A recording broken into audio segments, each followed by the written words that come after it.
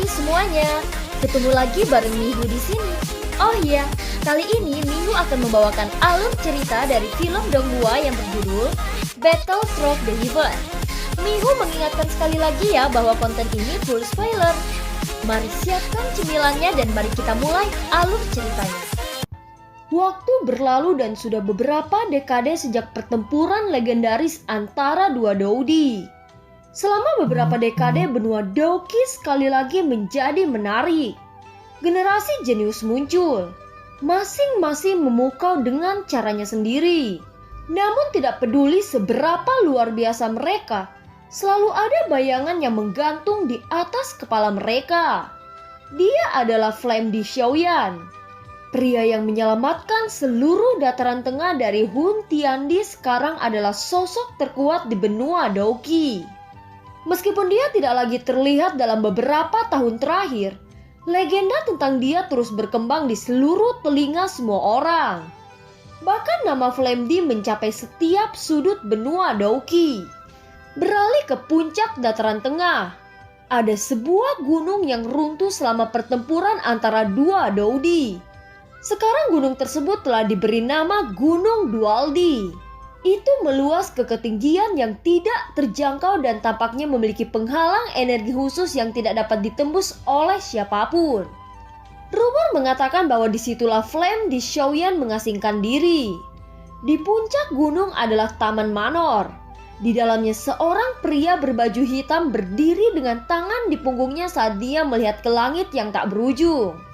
Ayah dan penatua Zukun akan segera datang kan? Ucap Sun yang baru saja muncul dari belakang Xiaoyan. Ya, ucap Xiaoyan berbalik dan melihat kecantikan Sun yang memikat. Segera dia tersenyum dan berkata saat ekspresinya sedikit terkejut. Apakah kamu berhasil menerobos Doudi? Ucap Xiaoyan. Ya, itu semua berkatmu karena telah membuka terowongan dimensi dan menyedot origin Ki dari dalam. Jika tidak, kemungkinan level Doudi tetap tidak akan dijangkau oleh siapapun. Ucap Sun mengangguk dengan lembut. Ini juga saatnya bagi Cailin untuk keluar dari retretnya. Ucap Xiaoyan dengan senyum lembut. Tepat saat dia hendak menyelesaikan kalimatnya, terlihat kecemerlangan 7 warna yang membanjiri area itu tiba-tiba keluar dari dalam halaman. Akhirnya cahaya pelangi menyatu bermanifestasi menjadi sosok menawan yang muncul di depan Xiaoyan. Dia adalah Cailin yang baru saja muncul dan merenggangkan punggungnya. Dia tersenyum menggoda dan berkata, "Setelah retret selama bertahun-tahun, akhirnya aku berhasil menembus. Apakah ini level Doudi? Ini memang benar-benar berbeda dari Douseng," ucap Cailin. "Hahaha, Cailin, apakah kamu juga telah mencapai ranah Doudi? Selamat, kamu menghapus sebagian dari kehebatan Xiaoyan Gege. Keinginanku ini akhirnya terpenuhi," ucap Sun Saat kalimat Sun selesai, ruang tiba-tiba terdistorsi dengan cepat. Terlihat dua sosok keluar darinya. Mereka tidak lain adalah Gu Yuan dan Zukun. Meskipun mereka tidak tampak terlalu berbeda, aura mereka tidak bisa dibandingkan dengan masa lalu. Perasaan yang mereka berikan adalah perasaan Doudi. 5 Doudi. Sekarang 5 Doudi muncul sekaligus. Keberadaan yang seharusnya punah di benua Doki. Jika ini diketahui, itu pasti akan menyebabkan kegemparan di benua Doki. Xiaoyan berkata, "Kalian semua sudah lama memiliki kekuatan yang dibutuhkan untuk berjuang di ranah Doudi, tetapi karena kurangnya origin Ki, itu mencegah Anda membuat langkah terakhir. Setelah masalah terselesaikan, melangkah ke ranah Doudi adalah hal yang wajar," ucap Xiaoyan dengan senyum tipis. "Hahaha, meskipun kita telah menjadi Doudi, kesenjangan di antara kita tampaknya besar. Tingkatan apa yang kamu capai?" tanya Zukun dengan penasaran. Dia menyadari bahkan setelah dia menjadi Doudi, dia masih tidak mampu sepenuhnya melihat kekuatan Xiaoyan. Setelah 10 tahun berkultivasi, kekuatan Xiaoyan semakin meningkat. Itu sesuatu yang aku juga tidak yakin," ucap Xiaoyan merasa sedikit tidak berdaya. apakah Daudi sudah menjadi tokoh terkuat di dunia ini? Tidak ada yang tahu apa yang lebih tinggi, tetapi dia tahu bahwa dia yang sekarang jauh lebih kuat daripada ketika dia pertama kali menjadi Daudi. Kekuatan di level Huntiandi saat itu mungkin tidak lagi menjadi ancaman baginya. Jawabannya mungkin terletak pada dimensi itu, ucap Soyan. Soyan melihat ke dalam kehampaan tak berujung saat dia bergumam. Waktu berlalu. Akhirnya saya sampai pada hari ini. Sepertinya tebakan leluhur benar. Daudi bukan akhir dari dunia ini. Di atas Daudi pasti masih ada puncak, ucap Soyan menatap botol giok di tangannya. Jauh di dalam pupil matanya ada api surgawi yang indah berputar terus-menerus, dan ekspresi wajahnya menjadi lebih panas saat ini. Dalam waktu singkat ini, Soyan jelas merasakan bahwa fluktuasi Dauki di dalam tubuhnya berangsur-angsur mulai menjadi ganas. Perasaan yang tidak muncul selama lebih dari 10 tahun membuat hati Soyan panas saat ini. Mungkin ini adalah saatnya bagiku untuk mencapai tahap menghidupkan leluhur kembali, ucap dari Soyan. Guyuan yang mendengar apa yang dikatakan Soyan tidak bisa menahan diri untuk tidak menghela nafas. Dan ada rasa malu dan sedih dalam ekspresinya. Hahaha, Paman Gu, yakinlah, leluhur Xiao Xuan belum sepenuhnya menghilang antara surga dan bumi, ucap Xiaoyan. Kamu, apa yang kamu bicarakan? Xiao Xuan bukankah dia sudah mati? Ucap Guyuan. Guyuan tidak bisa untuk tidak terkejut dengan kata-kata yang diucapkan oleh Xiaoyan. Bahkan Zukun, Xiaozan semuanya terkejut. Selama bertahun-tahun mereka juga telah mendengar banyak tentang Xiao Xuan. Dan dia cukup terkesan dengan itu. Dan tentu saja sangat senang mengetahui bahwa Xiao Xuan tidak mati saat ini. Guyuan menatap Xiaoyan dengan sedikit gemetar dan bersemangat dalam suaranya sampai beberapa saat kemudian. Yang mereka tahu hanyalah bahwa Xiao Xuan membantu jiwa Xiaoyan menembus keadaan Jiwadi. Tapi mereka tidak tahu apa yang dikumpulkan Xiaoyan tentang asal-usul jiwanya. Oleh karena itu mereka terkejut saat mengetahui berita ini. Setelah Xiaoyan merangkum secara singkat dan menjelaskan alasannya, kedua orang itu menjadi mengerti. Hahaha, aku tahu dia bisa bertahan dalam situasi seperti itu. Bagaimana dia bisa mati begitu saja? Hahaha, ucap Guyuan yang memahami semua ini juga tertawa dengan lepas. Melihat ini Xiaoyan juga sedikit tersenyum. Dia tahu dengan jelas bahwa sampai sekarang Guyuan menyesali insiden keluarga Xiao. Bagaimanapun klan Xiao juga sekutu klan Gu. Tetapi ketika Xiao Xuan meninggal dan klan Xiao dihancurkan, klan Gu tidak memberikan banyak bantuan. Guyuan dihalangi oleh tetua di klan. Dia sebagai pemimpin klan dari klan Gu juga tidak berdaya. Sejujurnya jauh di lubuk hatiku masih ada perasaan bersalah. Selama ini aku selalu merasa bahwa klan Gu berhutang sesuatu pada klan Xiao, gumam Guyuan. Meskipun Xiaoyan telah menjadi kaisar dan klan Xiao telah bangkit kembali dengan kuat, rasa bersalah di hatinya terhadap klan Xiao masih belum berkurang.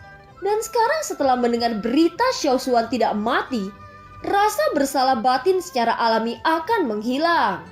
Selama Xiao Xuan dibangkitkan dan melihat bahwa keluarga Xiao masih hidup dan lebih kuat dari dia saat itu, semuanya secara alami tidak ada apa-apanya. Tidak peduli apa yang akan dikatakan Xiao Xuan, dapat dianggap bahwa ada alasan bagus untuk menghadapinya. Xiaoyan, saat itu aku tidak mengatakan apa-apa terhadapmu mengingat usia dan kemampuanmu. Oleh karena itu aku tidak mengatakan sebelumnya dalam peristiwa besar ini, yang membuatku merasa bersalah selama bertahun-tahun. Sekarang terlepas apakah kamu ingin membalas dendam kepadaku dengan sengaja, tolong izinkan aku meminta maaf kepadamu, ucap Guyuan. Telapak tangan Guyuan menyentuh bahu Xiaoyan. Matanya dan Xiaoyan saling menatap. Tentu saja ini untuk beberapa arti lain. Xiaoyan juga memahami dan hanya bisa diam-diam mengangguk. Paman Gu, ini tidak sepenuhnya salahmu. Aku tidak berani membuat kesimpulan seperti itu.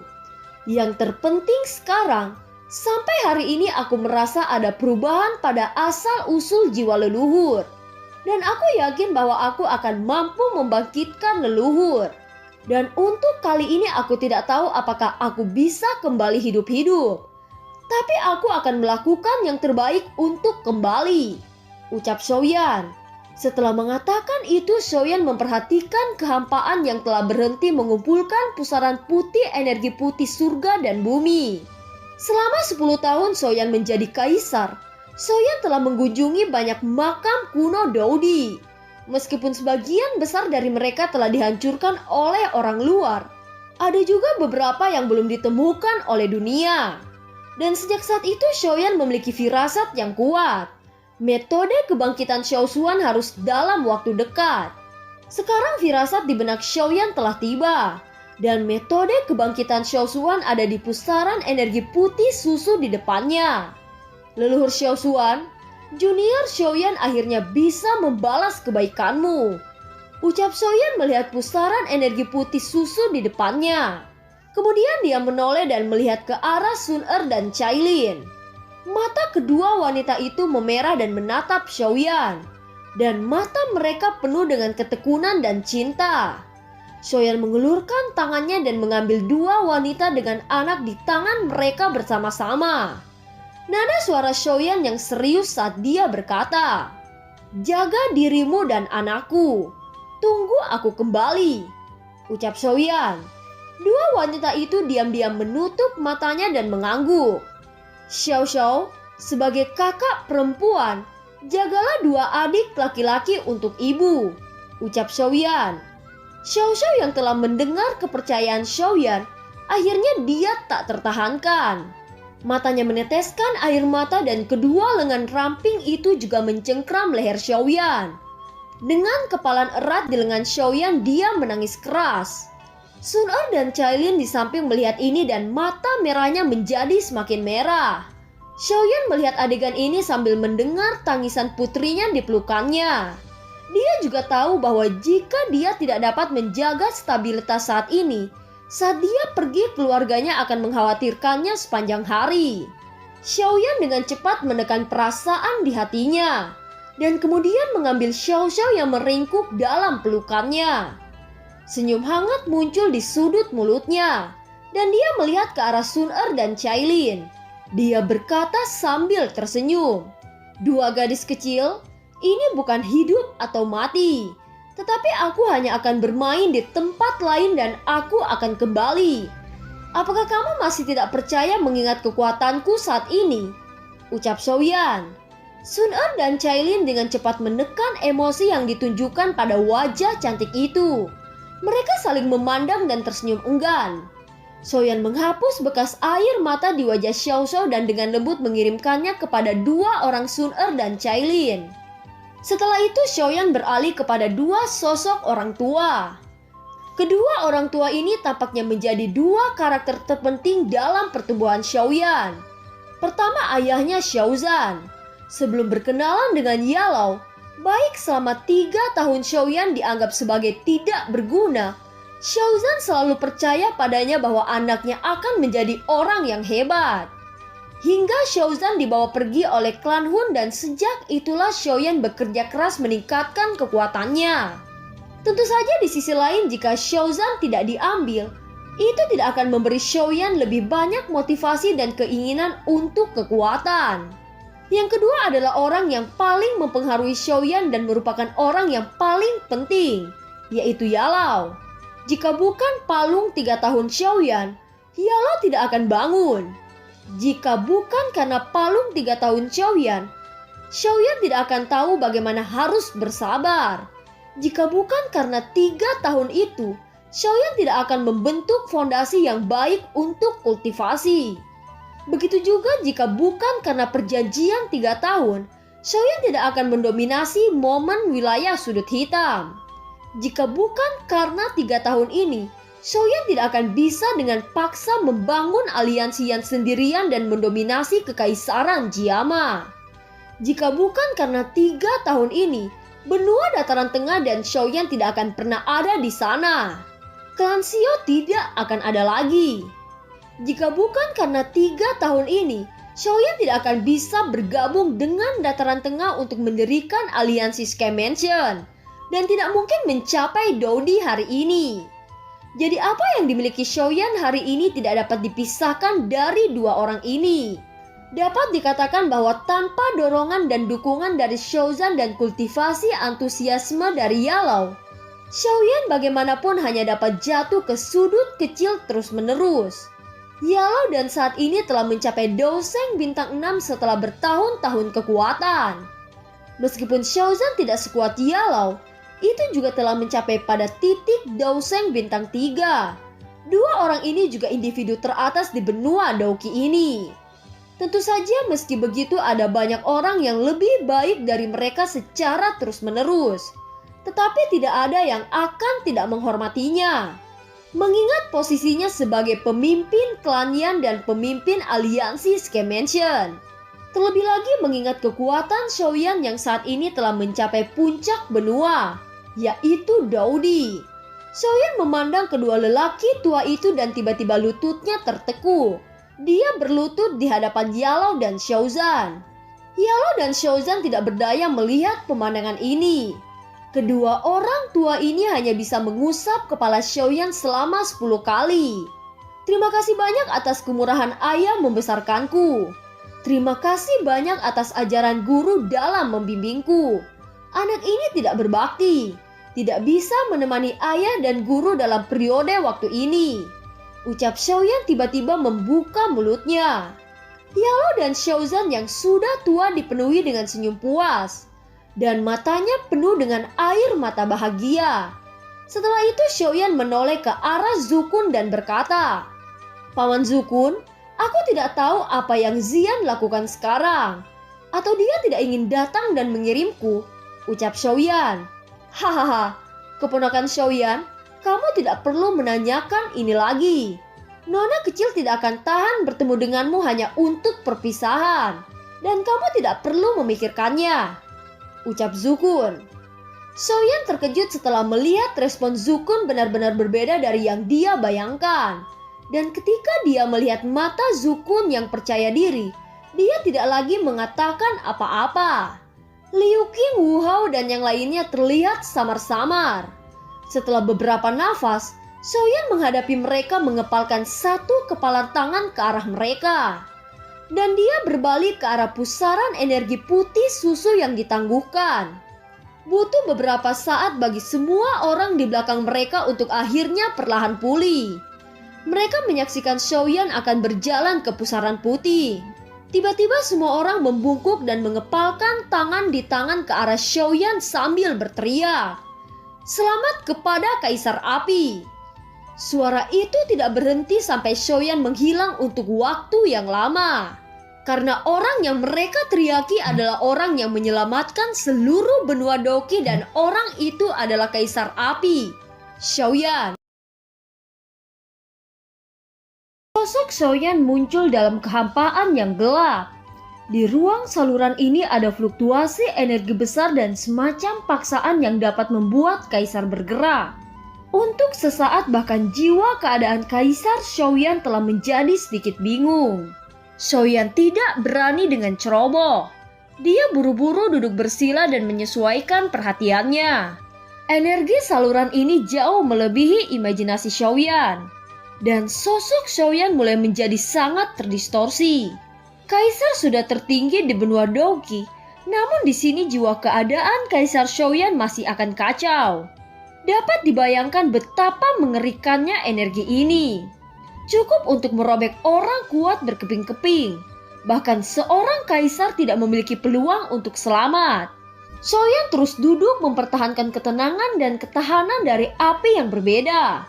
Setelah beberapa hari singkat, Xiaoyan perlahan bisa stabil di ruang ini.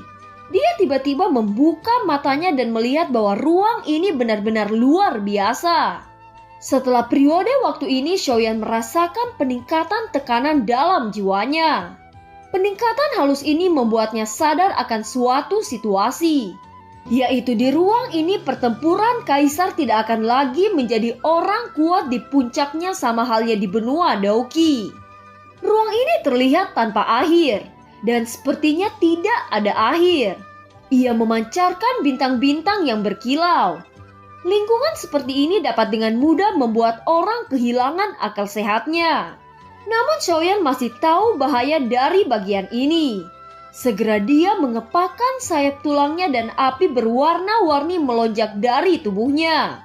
Segera tubuhnya perlahan terbang di ruang ini. Di ruang ini benar-benar kehilangan konsep waktu. Xiaoyan tidak tahu berapa lama dia terbang. Hal yang mengejutkan bahwa dengan kekuatannya saat ini sebagai seorang kaisar, kecepatan penerbangannya di sini berkali-kali lebih lambat. Pada saat yang sama Xiaoyan juga menemukan bahwa semakin ia terbang ke depan, semakin kuat sumber kaisar yang membuat Xiaoyan yakin bahwa ada akhir ruang ini. Dengan perasaan ini Xiaoyan terus terbang tanpa lelah. Tidak lama kemudian tiba-tiba terlihat sosok misterius yang sangat besar. "Sial, makhluk apa ini?" ucap Xiaoyan. Makhluk ini Xiaoyan belum pernah melihatnya sebelumnya. Dan tubuhnya yang besar membuat orang kedinginan. "Kaisar baru ya? Hidangan saat ini tidak buruk," ucap suara makhluk tak dikenal bergema di ruang sepi ini. "Oh, aku tidak yakin siapa yang akan menjadi makanan untuk dimakan," ucap Xiaoyan mendengus dingin. Dia tidak tahu monster apa yang ada di depannya. Setelah menjadi kaisar, dia belum bertarung selama beberapa dekade. Tetapi pada saat ini seluruh sel pertempurannya sepertinya dibangunkan. Xiaoyan di langit menatap makhluk raksasa itu dan dia menjentikan jarinya. Api melonjak dan berubah menjadi lautan api yang bergulir. Itu ditangguhkan ke tubuh Xiaoyan dengan kecepatan yang sangat cepat. Dan setelah nyala api merah bergulir mengalir ke tubuh Xiaoyan, tubuh Xiaoyan dengan cepat berkembang menjadi raksasa di bawah masuknya api yang tak terhitung jumlahnya. Api yang indah dengan cepat bergerak di tubuh Xiaoyan bersiul keluar dari pori-porinya. Itu berubah menjadi serangkaian naga api melayang di sekitar tubuhnya. Dia memang layak menjadi satu-satunya kaisar yang muncul kembali setelah 1000 tahun. Tapi itu masih tidak cukup untuk bertarung dengan kaisar ini, ucap makhluk besar itu. Melihat Xiaoyan yang terbang dengan api yang indah di sekelilingnya, mata makhluk besar itu tidak bisa untuk tidak terkejut. "Aku ingin melihat seberapa banyak keahlian yang kamu miliki di bawah penampilan yang indah ini," ucap makhluk besar itu. Segera tubuh besarnya bergerak dan ekornya yang besar diayunkan langsung ke arah Xiaoyan bersama angin yang sangat mengerikan. Melihat serangan fatal makhluk itu, Xiaoyan hanya mendengus dan tidak menghindar. Tiba-tiba muncul sosok tua di ruang ini dan memblokir serangan dari makhluk besar itu. Pria tua itu melihat Xiaoyan dan senyum tiba-tiba muncul di wajahnya. Dia berkata, "Itu benar-benar kamu. Orang tua Xiao sialan itu benar-benar merepotkan. Untungnya aku datang tepat waktu. Jika tidak, saya tidak akan bisa menanggung kemarahannya," ucap pria tua itu. "Tunggu, apa yang baru saja Anda katakan? Orang tua Xiao, apakah leluhurku juga ada di sana? Bisakah kamu membawaku untuk melihat leluhurku segera?" tanya Xiaoyan dengan sangat terkejut. "Nenek moyangmu yang memintaku untuk menjemputmu. Apakah kamu ingin melihat leluhurmu? Sekarang ikuti aku," ucap pria tua itu. Hanya setelah mengatakan itu, orang tua tersebut mengayunkan tangannya dan terowongan terbentuk. Xiaoyan ragu-ragu sedikit dan kemudian dia masuk ke celah itu. Dalam rentang waktu singkat keduanya menerobos celah. Begitu Xiaoyan melangkah keluar dari celah-celah di ruang itu, dia dikejutkan dengan pemandangan di depannya. Sumber kaisar di sini lebih kaya daripada benua Dauki. Ada hutan lebat di sekitar. Pohon-pohon lebat tidak seperti pohon-pohon di benua Dauki. Pohon-pohon besar ini menjulang tinggi sampai ke langit. Aura dan aroma obat yang kuat membuat mata Xiaoyan bersinar dengan keserakahan. Sebagian besar ramuan dan bunga langka ini tidak pernah dilihat oleh Xiaoyan. Mereka yang sangat langka di benua Dauki semuanya ada di sini. Apa yang kamu lakukan dengan gulma ini? Ucap pria tua itu melirik ramuan obat di tangan Xiaoyan. Xiaoyan tertegun mendengar ini. Gulma? Bahan obat ini sangat berharga di benua Dauki, namun di mata orang tua ini mereka hanya sekelompok gulma. Pria tua itu menggelengkan kepalanya dan berkata, "Ayo pergi," ucap pria itu. Selanjutnya Xiaoyan melihat tombak kristal ungu tidak jauh dari sana. Dia mengeluarkan tombak itu dan sebuah kejutan muncul di matanya. "Hei, anak kecil, ayo jalan. Apa gunanya pecahan batu itu?" teriak lelaki tua itu dengan marah. Xiaoyan melirik ke atas dan menatap lelaki tua yang tergantung di udara itu. Tampaknya di mata lelaki tua itu semuanya hanya seperti tembaga dan besi. Xiaoyan tidak banyak bicara dan dengan cepat mengikuti lelaki tua itu. Lingkungan yang dia tempuh masih dikelilingi oleh pepohonan dan hutan. Melihat dari cakrawala, hutan ini ratusan jauh berkali-kali lebih besar daripada benua Dauki. Hutan ini terletak di pegunungan setan dan menempati area yang sangat luas. Di antara pegunungan setan, gunung-gunung yang menjulang terus terhubung satu sama lain, membagi seluruh hutan menjadi dua wilayah yang berbeda. Setelah puluhan ribu tahun berproduksi, lautan dan ladang membuat hutan ini hampir semuanya memiliki kehidupan. Secara umum hampir tidak ada yang berani masuk lebih dalam. Tidak berani berjalan sendirian di hutan ini. Jika seseorang ceroboh, bahkan kaisar yang kuat akan jatuh ke hutan ini yang penuh dengan misteri. Hati Xiaoyan penuh dengan keraguan dan keingintahuan tentang daerah yang tidak diketahui ini. Segera kekuatan jiwanya meledak dari alisnya dan menyebar ke seluruh hutan. Kekuatan jiwa Rana Kaisar, bocah ini tidak sederhana dan sedikit menarik. Ucap lelaki tua itu sedikit terkejut ketika Xiaoyan melepaskan kekuatan jiwanya. Orang tua itu tiba-tiba merasakan kekuatan jiwa dari Rana Xiaoyan. Rana Kaisar tidak hanya kekuatan jiwa, tetapi juga keadaan pikiran. Meskipun kekuatan seseorang sudah mencapai kaisar, itu tidak pasti kekuatannya juga mencapai ranah jiwa kaisar. Bahkan orang tua itu tidak memasuki ranah jiwa kaisar. Oleh karena itu dia terkejut setelah melihat Xiaoyan menggunakan kekuatan jiwanya. Tidak lama kemudian pria tua itu memandang Xiaoyan dan berkata, "Singkirkan kekuatan jiwamu. Di sini terlalu berbahaya. Aku tahu kau penasaran. Sekarang aku akan memberitahumu. Lihatlah benua ini." Ucap pria tua itu menyinari seberkas cahaya di antara jari-jarinya dan menembak langsung ke kepala Xiaoyan. Sejumlah besar informasi tiba-tiba mengalir ke pikiran Xiaoyan. Perlahan Xiaoyan mulai memiliki pemahaman yang samar tentang benua ini. Ini adalah dunia di mana kaisar dipindahkan. Inilah benua kaisar. Seperti benua Dauki, tidak ada sihir di setiap departemen. Tetapi roh masih menjadi satu-satunya tema di benua ini. Ini adalah dunia milik Kaisar Dou. Hanya Kaisar Dou yang bisa bertahan dan tumbuh di ruang ini. Mungkin seorang kaisar adalah keberadaan puncak di benua Dauki. Tetapi di benua ini kaisar hanyalah eksistensi paling dasar. Meskipun di benua Dauki seorang Kaisar Dou mampu menghancurkan bumi dan langit, di benua ini kekuatan Kaisar Dou tampaknya terbatas. Ruang di sini sangat sempurna. Kuantitas juga akan ditekan olehnya. Secara alami kekuatan seseorang terus berkembang untuk mengatasi keterbatasan ruang ini. Di benua ini kaisar dibagi menjadi 9 bintang.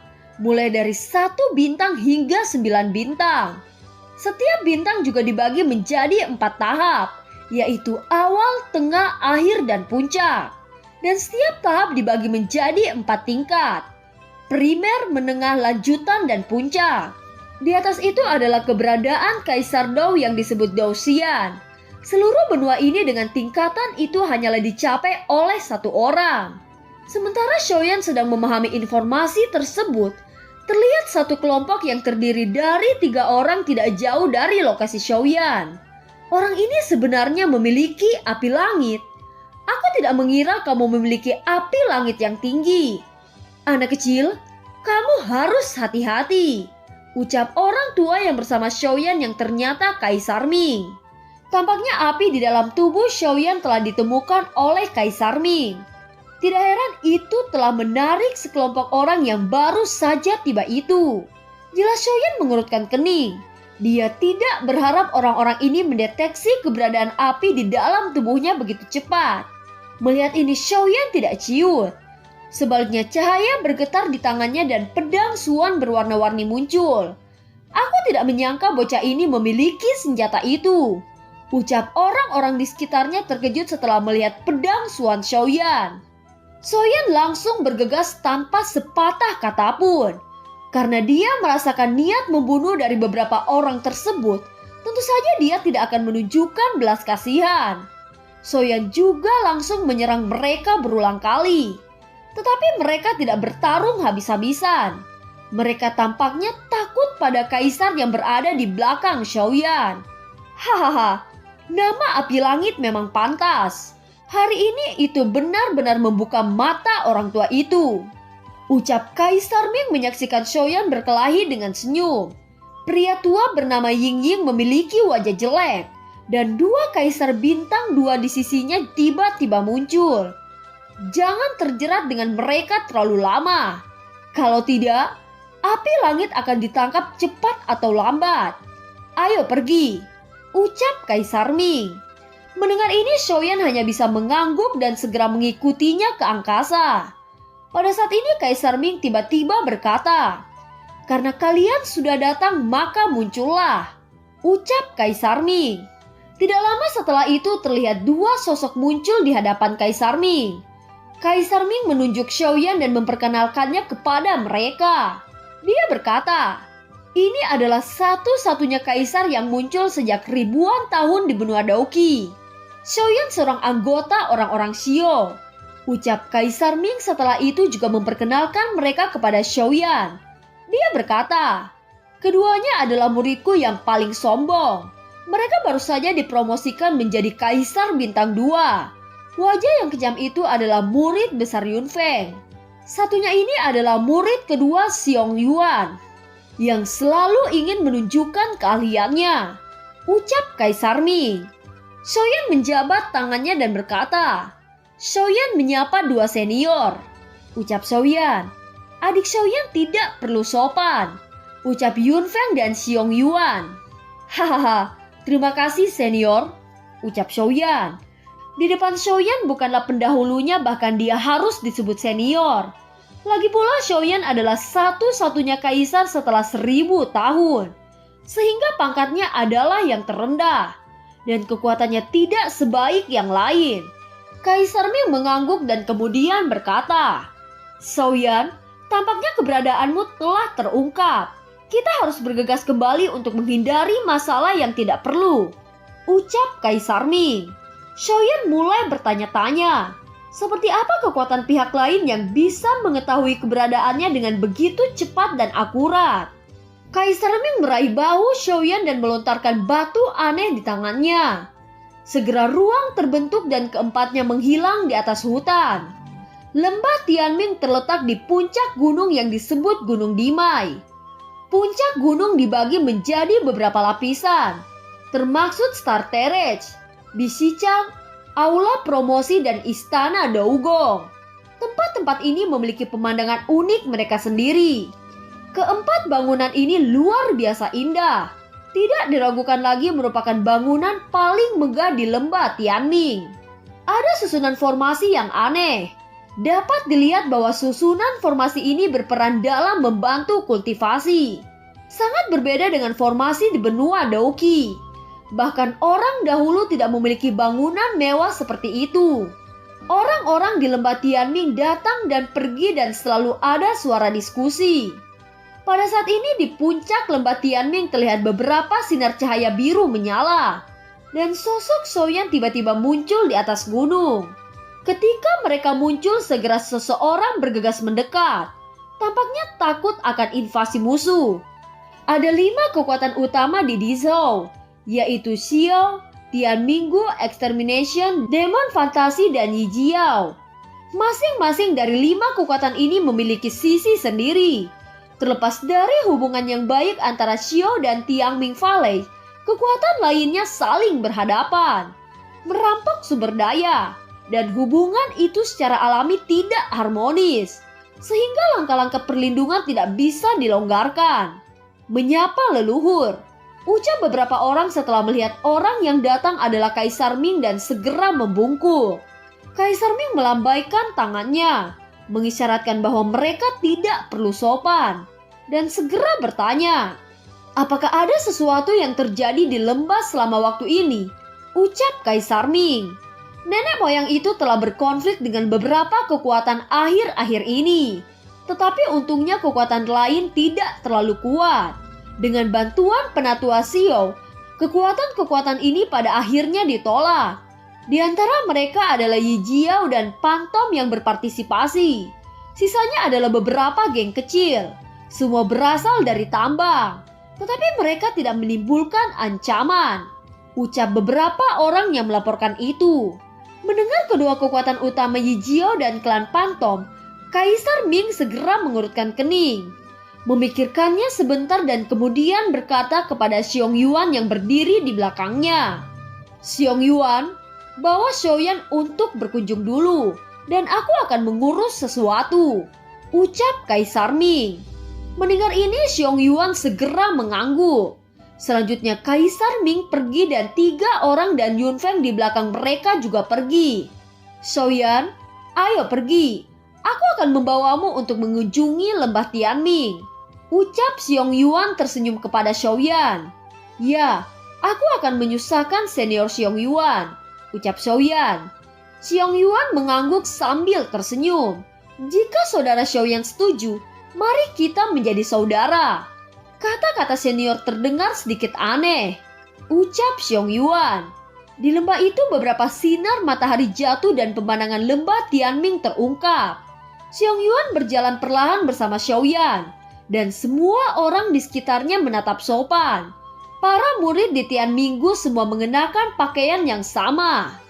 Pakaian alternatif Xiaoyan secara alami menarik banyak perhatian orang. Namun karena Xiong Yuan ada di sana maka mereka tidak ada yang bertanya. Karena karakter Xiong Yuan yang hangat, dia juga cukup populer di lembah. Mereka semua dengan sopan menyapanya. Xiaoyan tiba di sebuah tempat bernama Xing Chentai, sebuah platform bintang seperti gunung kecil yang bergantung di udara. Xiong Yuan tersenyum melihat ekspresi terkejut Xiaoyan. Memikirkan penampilannya yang tidak banyak pengetahuan ketika dia datang, dia merasakan sedikit nostalgia di hatinya. "Ayo pergi, aku akan mengantarmu dan melihat," ucap Xiong Yuan berkata dengan lembut. Sosoknya naik perlahan. Xiaoyan juga mengikuti perlahan dan terbang ke atas. Pada saat mereka sampai terlihat banyak orang duduk di dalamnya. Setiap orang memancarkan cahaya yang menyilaukan. Xiaoyan sedikit terkejut merasakan aura kuat ini untuk pertama kalinya. "Ini mengerikan," gumam Xiaoyan sambil tersenyum. Xing Chentai adalah tempat bagi para murid di lembah Tianming untuk berlatih. Setiap murid memiliki tempat tinggalnya sendiri. Orang luar tidak bisa memasukinya dengan mudah. Begitu mereka masuk, mereka akan mengganggu para praktisi. Dan itu akan menimbulkan perselisihan. Jika kekuatanmu cukup kuat, secara alami tidak ada yang berani mengganggu. Bintang-bintang berdiri dari luar ke dalam. Dan semakin kuat mereka, semakin kuat pula bintang-bintang itu. Bintang-bintang juga merupakan bangunan penting di lembah Tianming, ucap Xiong Yuan menjelaskan kepada Xiaoyan. Platform bintang dibagi menjadi 12 lapisan. Bahkan Kaisar di pusat tidak berani menghabiskan terlalu banyak waktu. Secara umum ia harus paling lama berada di luar selama 1 jam. Dapat dilihat betapa mengerikannya energi terdalam itu. Xiaoyan ada di lapisan terluar, jadi dia tidak terpengaruh. Ketika Xiaoyan mengikuti Xiong Yuan dan melihat ke pemandangan di sekitarnya, seorang pemuda berjalan ke arahnya.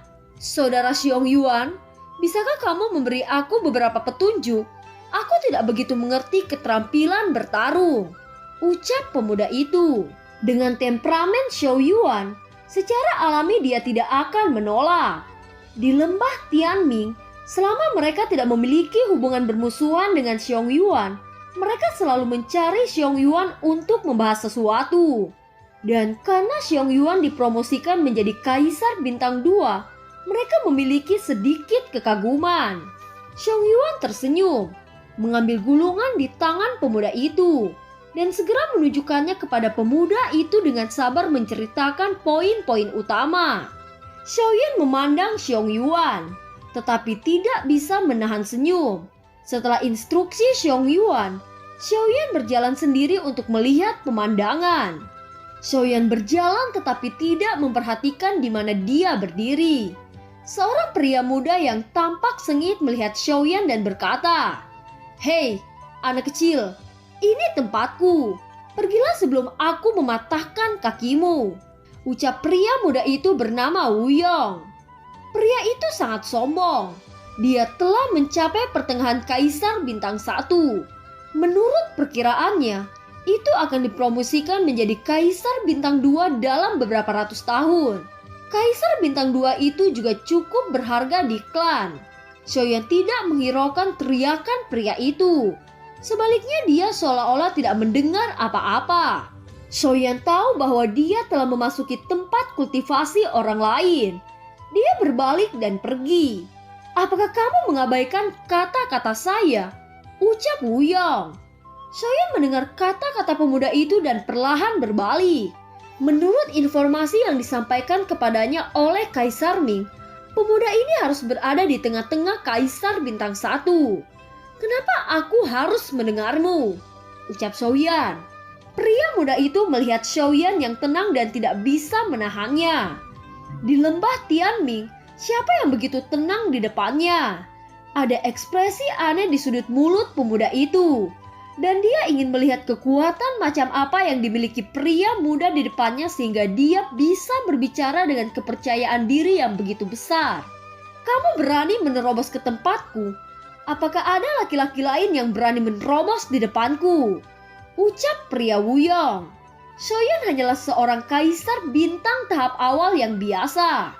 Di matanya ia tampak seperti semut yang tidak berbahaya. Melihat pemuda ini yang begitu sombong, darah di tubuh Xiaoyan mulai mendidih karena tidak bertarung untuk waktu yang lama. Xiaoyan juga ingin mencoba sendiri apa tingkatan yang dia capai selama beberapa dekade. Dan seperti apa kekuatan Kaisar Bintang 1 menengah. Keinginan untuk bertarung menjadi intens.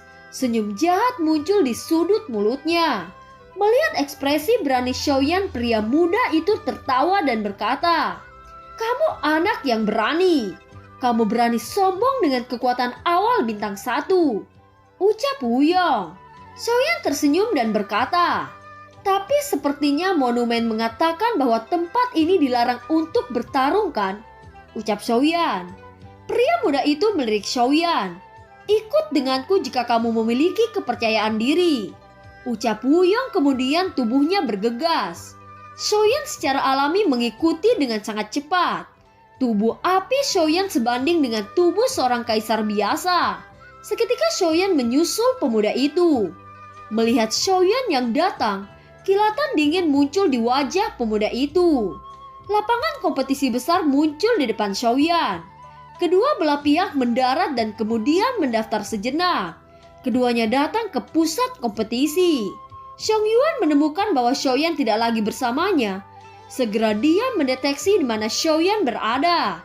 Ekspresinya suram saat dia berkata, "Ini, bagaimana Xiaoyan bisa menuju ke tempat ujian? Aku khawatir sesuatu yang tidak baik terjadi," ucap Xiong Yuan. Setelah mengatakan itu, Xiong Yuan terbang menuju tempat ujian. Pada saat ini terlihat Xiaoyan menggunakan tubuh kaisarian. Tubuh Xiaoyan membengkak menjadi raksasa yang dikelilingi oleh naga api yang tak terhitung jumlahnya di sekitar tubuhnya. Di sisi lain, Wu Yong berteriak dan telapak tangan besar bersiul dengan suara angin yang bertiup kencang. Xiaoyan melihat telapak tangan besar yang datang. Dia tidak menghindar. Sebaliknya dia menukar dengan tinjunya. Dengan suara teredam, udara di sekitarnya tiba-tiba membawa kekuatan yang terlihat oleh mata telanjang. Kedua sosok yang luar biasa tiba-tiba mundur beberapa langkah. Xiaoyan tersenyum di sudut mulutnya. Bagaimana mungkin? Ucap terkejut Wuyong. Melihat Xiaoyan dikelilingi oleh naga api di seluruh tubuhnya, ada sedikit jejak ketakutan di mata Wuyong. Datian telapak tangan, teriak Xiaoyan. Telapak tangannya membengkak beberapa kali dalam sekejap. Itu diayunkan dengan keras ke arah Wuyong. Wajah Wuyong sedikit berubah dan tombak besar tiba-tiba muncul di tangannya. Segera bayangan senjata besar melintas. Dua energi menghantam dan tian telapak tangan Xiaoyan segera runtuh. Setelah mematahkan serangan Xiaoyan, ia melambaikan tombak di tangannya secara langsung. Tiba-tiba penguasa berwarna-warni muncul di depan Xiaoyan. Dengan suara benturan keras, sosok Wuyong tiba-tiba terguncang mundur beberapa langkah, menatap dingin pada senjata yang tiba-tiba muncul di tangan Xiaoyan. Tiba-tiba suara keras terdengar di belakang keduanya. "Berhenti!" teriak Xiong Yuan. Wajah Xiong Yuan sangat jelek. Jika terjadi sesuatu pada Xiaoyan, dia tidak bisa menjelaskannya kepada Kaisar Ming. "Wuyong, apa yang kamu lakukan?" teriak Xiong Yuan. Wuyong melihat wajah Xiong Yuan penuh amarah dan segera menundukkan kepalanya. Kekuatannya dan Xiong Yuan masih sangat jauh. Pada saat ini Xiaoyan berkata sambil tersenyum, "Saudara Xiong Yuan, saudara ini baru saja berkonsultasi dengan saya dan tidak menyakiti saya. Tolong jangan salahkan dia," ucap Xiaoyan. "Xiaoyan, kamu tidak harus berbicara baik untuknya. Aku sangat jelas tentang karakter bocah ini," ucap Xiong Yuan. "Wuyong, apakah kamu tahu bahwa dia berasal dari klan Xiao?" teriak Xiong Yuan. "Orang dari klan Xiao?" ucap Wuyong bergidik tiba-tiba. Bahkan nenek moyangnya tidak berani menyinggung orang-orang dari klan Xiao. Untungnya saudara Xiaoyan tidak menyalahkanmu. Kalau tidak, kamu tidak akan berdiri di sini dan berbicara dengan saya. Tetapi kamu masih harus dihukum. Pergi ke Yaogu dan dihukum selama 1 tahun, ucap Xiong Yuan. Wuyong tidak berani berbicara, tetapi mengangguk. Xiaoyan menggelengkan kepalanya dan berkata, "Saudara Xiong Yuan tidak perlu menjatuhkan hukuman. Ini hanya diskusi umum. Tidak perlu menghukum saudara ini," ucap Xiaoyan. Xiong Yuan melirik Wuyong dan menghela nafas membiarkan Wuyong pergi. Dia tidak menyangka ini terjadi setelah dia pergi sebentar. Jika Xiaoyan terluka, bagaimana dia bisa menjelaskan kepada Kaisar Ming? "Saudara Xiaoyan baik-baik saja kan? Karena ini lebih dari sekedar tempat ujian. Saya akan membawamu ke istana Daoji dan aula promosi," ucap Xiong Yuan. Kali ini ia tidak akan berani meninggalkan Xiaoyan. Banyak orang yang sombong di lembah itu. Ditambah dengan kekuatan kaisar awal Xiaoyan, secara alami akan menyebabkan banyak masalah. Ini adalah hari pertama Xiaoyan datang di benua kaisar. Dan hari ini memberinya kerinduan lain yang belum pernah dialaminya selama bertahun-tahun, yaitu untuk meningkatkan kekuatannya sesegera mungkin. Bulan seperti lempengan perak penuh bintang, melonjak ke bintang-bintang awan. Xiaoyan berbaring di atas dan memikirkan pertempuran yang terjadi hari ini. Seperti yang dia rasakan 10 tahun yang lalu. Dia merasakan pertempuran itu tampaknya ada kekuatan khusus di dunia ini yang menekan kekuatannya sendiri. Keinginan untuk meningkatkan kekuatan tiba-tiba meledak ke dalam hati Xiaoyan. Ada kegembiraan dan beberapa kekhawatiran di hatinya. Dia takut dan tidak akan tahu kapan dia bisa kembali ke benua Daoqi. Dia memikirkan wajah-wajah menawan dan tubuh-tubuh cantik itu. Dan juga 3 anak kecilnya. Tiba-tiba suara rendah terdengar. "Saudaraku, apa yang kamu pikirkan?" ucap Xiong Yuan. Xiong Yuan juga berbaring seperti Xiaoyan dan menatap bintang-bintang. Xiaoyan menghela nafas ringan dan berkata, Apalagi yang bisa aku pikirkan? Tentu saja aku rindu rumah. Apakah kamu tidak ingin pulang? Tanya Xiaoyan. Xiao Yuan tersenyum sedikit dan kemudian menggelengkan kepalanya. Aku tidak ingin pulang karena aku tidak punya rumah. Hanya di sini rumahku. Ketika kamu datang ke sini, kamu tidak bisa kembali, ucap Xiao Yuan. Xiao Yuan tiba-tiba melompat dari tanah ketika dia mendengar ini. Tetapi Kaisar Ming tidak memberitahunya tentang ini. Aku tidak bisa kembali. Bukankah aku tidak akan pernah melihat keluargaku lagi? Ucap Xiaoyan. Xiang Yuan memandang Xiaoyan dengan ekspresi terkejut dan hanya tersenyum kecil. Sebenarnya itu tidak sepenuhnya mustahil. Tetapi tidak ada yang bisa melakukannya sejauh ini, ucap Xiang Yuan. Setelah mendengar ini, Xiaoyan segera lengah dan menghela nafas. Setidaknya ada jalan. Bisakah memberitahuku metodenya? Ucap Xiaoyan. Sebenarnya metode ini sangat sederhana, yaitu melampaui kaisar. Hanya satu orang yang telah melampaui kaisar selama ribuan tahun, ucap Xiao Yuan. Xiaoyan berpikir di dalam hatinya. Dia mengingat dari informasi yang diberikan Kaisar Ming kepadanya. Betapa sulitnya untuk melampaui Daudi. Dibutuhkan 1000 tahun bagi satu bintang untuk naik menjadi 2 bintang.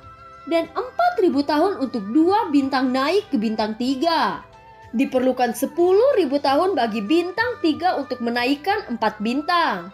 Setelah 4 bintang, itu benar-benar tidak dapat diandalkan. Itu tergantung sepenuhnya pada nasib baiknya. Belum lagi melampaui kaisar. Pada saat itu saya khawatir kerabat saya tidak ada lagi, bukan? Memikirkan hal ini, Xiaoyan merasa sangat sedih dan sunyi. Berpikir bahwa ia mungkin tidak akan pernah melihat kerabatnya lagi. Tiba-tiba tekad terpancar dari mata Xiaoyan. Berusaha keras untuk melampaui. Setidaknya ada secerca harapan. Sun-er, Cailin, tunggu aku, gumam Xiaoyan. Selama beberapa dekade terakhir, Xiaoyan telah mengalami keputusasaan yang tak terhitung jumlahnya. Langkah demi langkah secara alami membentuk karakter yang kuat. Xiaoyan mulai penuh dengan ketekunan. Walaupun dia takut hanya ada 1 dari 100 juta peluang, setidaknya dia tidak akan maju secara membabi buta. Untuk orang yang dicintainya, Xiaoyan harus melakukan yang terbaik untuk mencobanya. Xiang Yuan menyaksikan Xiaoyan mengembalikan kepercayaan dirinya. Dia bergumam, bisa dikatakan bahwa bocah itu memiliki kepercayaan diri untuk melampaui kaisar. Gumam Xiang Yuan. Berapa tahun yang lalu berapa banyak jenius seperti Xiaoyan yang muncul. Awalnya mereka penuh percaya diri, tetapi kemudian mereka secara bertahap mulai putus asa. Setelah mengobrol dengan Xiang Yuan selama 1 malam, Xiaoyan mendapatkan banyak pengetahuan. Dikatakan bahwa tidak ada yang melewati benua ini, dan banyak keluarga tirani bersembunyi di mana-mana. Dan banyak yang menemukan bahwa orang kuat telah kehilangan nyawanya karena berpergian. Sehingga setiap bagian dari benua penuh dengan bahaya. Tidak ada yang berani mengatakan bahwa dia yang terkuat. Dan tidak ada yang tahu apa yang ada di benua ini. Bahkan profesi alkemis telah menjadi tidak menentu di dataran kaisar. Nilai eliksir telah menjadi tak terbatas. Eliksir itu terlalu misterius. Dia dapat mengumpulkan aura langit dan bumi dan menghasilkan pengetahuan rohaninya sendiri. Pengetahuan spiritual ini mungkin jauh melebihi orang-orang biasa. Ada 3 keajaiban di benua ini. Ada 3 jenis objek. 1 api langit yang aneh, 2 hantu aneh, dan 3 segel aneh. 3 keajaiban ini adalah hal-hal yang semua orang impikan. Mungkin itu bisa membuat orang menjadi kuat dalam semalam. 3 keajaiban ini sedikit dan jarang. Xiaoyan mulai tahu bahwa mungkin puncak hal-hal di atas benua Daoqi mungkin tidak berharga di sini. Setiap orang mungkin juga memiliki peluang dan nasib yang berbeda. Mungkin kamu tidak berharga hari ini, dan kamu akan dapat mendominasi besok. Dimanapun kamu berada, kata peluang sangat diperlukan. Gumam Xiang Yuan sebelum menutup matanya. Di pagi hari berikutnya, Xiaoyan turun dengan Xiang Yuan. Setiap pagi semua murid di lembah Tianming akan pergi ke alun-alun untuk belajar satu sama lain. Di alun-alun Anda dapat membeli lawan dengan kekuatan yang sebanding untuk belajar dan mendapatkan lebih banyak pengalaman tempur. Ucap Xiong Yuan kepada Xiaoyan. Terlihat begitu banyak kaisar yang bertarung satu sama lain. Itu benar-benar sesuatu yang jarang terjadi. Tidak heran barisan seperti itu bisa masuk ke pasukan kelas 1 di Dizhou. Merasakan kekuatan yang kuat, Xiaoyan sangat penasaran untuk melihat semua jenis keterampilan bertarung. Dan film pun berakhir.